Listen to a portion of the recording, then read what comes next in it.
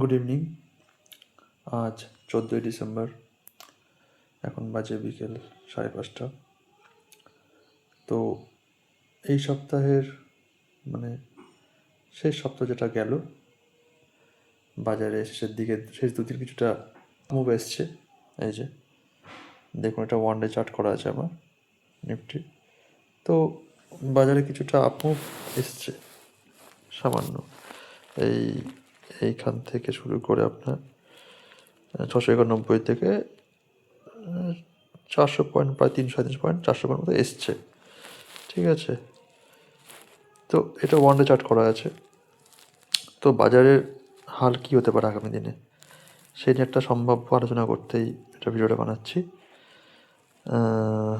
দেখুন, এই দুদিন পজিটিভ ক্যান্ডেল দিয়ে বাজার বন্ধ হয়েছে, কিন্তু ভলিউম কিন্তু নর্মাল আছে, অন্য দিনের মতনই। এবার 1 ঘন্টার বাজারে দেখুন কী দেখাচ্ছে। শেষ 1 ঘন্টার বাজারে দেখি আমি, দেখুন ক্যান্ডেলগুলো দেখুন, ক্যান্ডেলগুলো খুব একটা স্ট্রেংথের নয়, প্রচুর বড় বড় উইক আছে। আর শেষ 1 ঘন্টা তো একদম ডিপ রেডে বন্ধ হয়েছে। ঠিক আছে, এটা 1 ঘন্টার। আচ্ছা, আমি যদি 5 মিনিটের দেখি,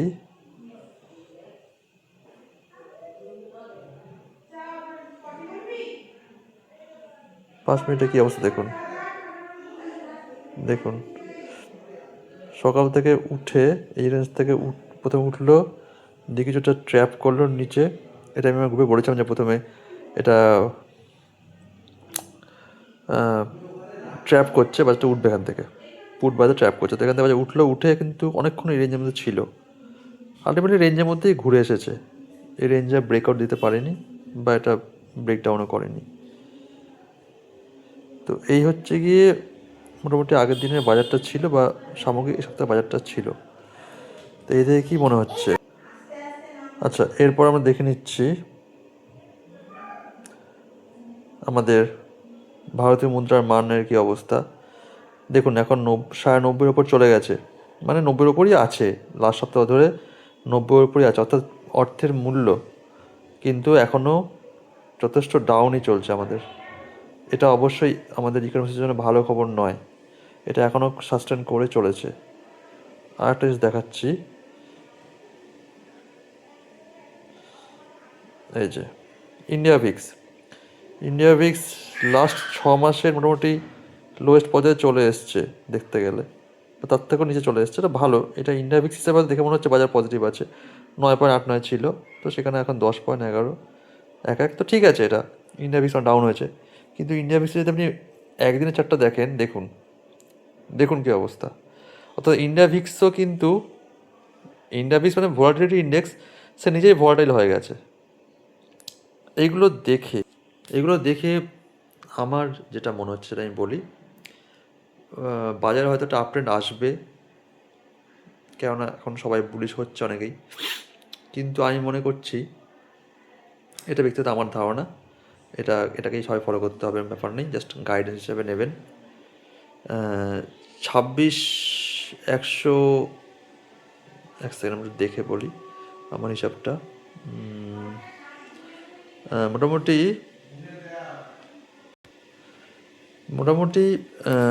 26,120 ওপরে, তারপর 26,160, এই দুটো জায়গার মধ্যে যদি যায় বাজার, এখন 26,037 আছে, মানে প্রায় 90 পয়েন্ট ওপরে আরও, তারপর 60, যদি এই দুটো লেভেলে যায়, এখান থেকে একটু মনে হচ্ছে কিছুটা সেলিং প্রেশার আসতে পারে।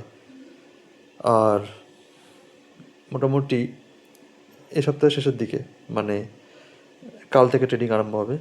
কালকে আপনার 15ই ডিসেম্বর, ওই 18-19 এরম তারিখ থেকে নেক্সট উইক হলো সোম-মঙ্গলবার, কিন্তু বাজারে একটা ভালো কারেকশান আসতে পারে। এমনিতেই ধরুন এখন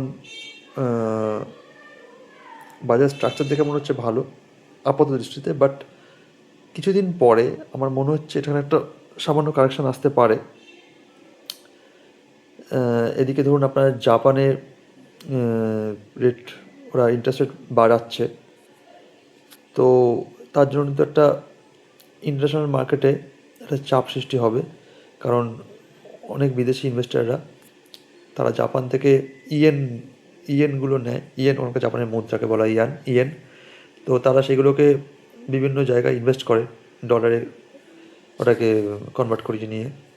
তো যদি ইন্টারেস্ট রেট বেড়ে যায়, তাহলে যারা ধরুন বড় বড় ট্রেডার ইনভেস্টার, তারা তাদের লাভের পরিমাণটা কিছুটা কমবে।